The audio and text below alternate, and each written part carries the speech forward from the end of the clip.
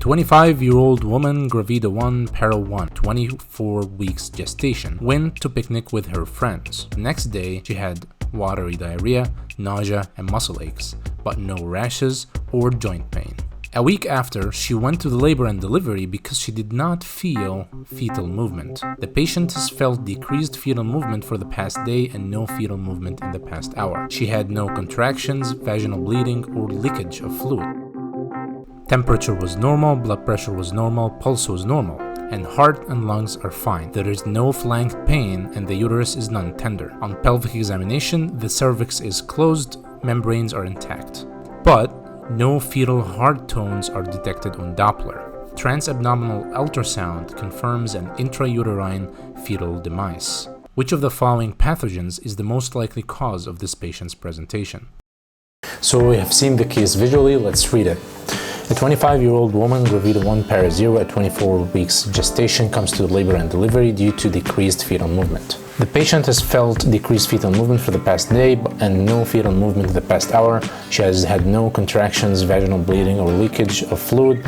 Last week, the patient went to picnic, and the next day she had nausea, watery diarrhea, and muscle aches, but no rashes or joint pain. Her symptoms resolved after 24 hours. She has no chronic medical conditions and takes no daily medications. Temperature is normal.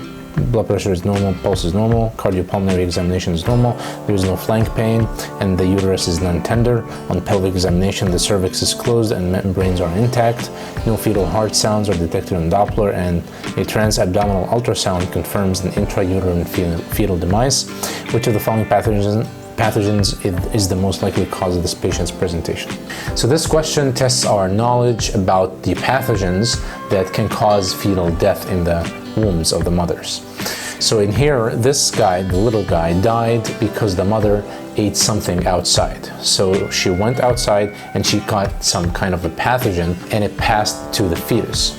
So in order to solve this question, we have to know what kind of pathogen the mother got. Okay, so let's eliminate answer choices. Borrelia burgdorferi. Well, this is Lyme disease. It's definitely not Lyme disease. It doesn't cause gastroenteritis. Lyme disease can cause skin problems and heart problems, and the cascade of events that happens with Lyme. And of course, the pathogenesis is by ticks. There is no tick bite here. So A is out. B, group B, streptococcus. Well, we don't have any oral cavity infection or UTI infections in which we can doubt that it's group B strep. In fact, we have only a gastroenteritis here, and we don't really know that group B strep can cause gastroenteritis. Listeria monocytogenes. This makes sense, and we will talk about at the end of the video why it is listeria.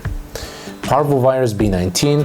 This is definitely not it because we don't have rashes or chest pain. Sorry, we don't have rashes or joint pain as said in the question here.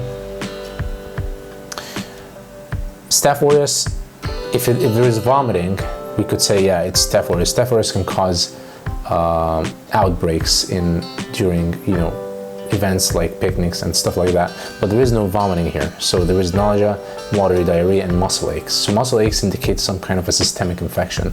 Staph aureus only can cause, the toxin of Staph aureus can cause gastroenteritis, vomiting.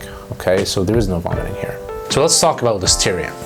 Listeria is a foodborne infection. People who eat deli meats, unpasteurized milk have higher chance of getting listeria. But because people normally have strong immunity, listeria isn't really a big problem. It's only a big problem when you have low immunity, like pregnant females. Pregnant females have low immunity, so the listeria doesn't only stop at causing gastroenteritis. The bacteria itself, listeria, invades the intestinal mucosa and gets into the blood, which is very, very dangerous. If it happens the first or second trimester, it's different from when it happens in the third trimester. In the first and second trimester, it's very, very severe. So it can cause something called granulomatosis infantiseptica, in which the baby gets these granulomas all over his body. It also can cause intrafetal uterine demise, intrauterine fetal demise, as you guys can see here in this case, in which the baby died inside the womb because of severe infection. If it happens in the third trimester, it's less severe and it tends to cause problems like intrauterine fetal distress or preterm delivery, or sometimes it can cause neonatal sepsis. The baby can actually be born normally, but it will have early neonatal sepsis, a severe infection and shock, which will eventually cause death. So listeria is very, very dangerous in pregnant women. That's why pregnant women are advised not to eat any deli meats, any unpasteurized milk at all in order to avoid this problem, Listeria monocytogenes. Okay, and here we comes at the end of the video. If you guys like that, please like and subscribe and share this video with your friends. And if you like this content, please comment on the video, which definitely helps me do a lot of these videos again. Have a nice day.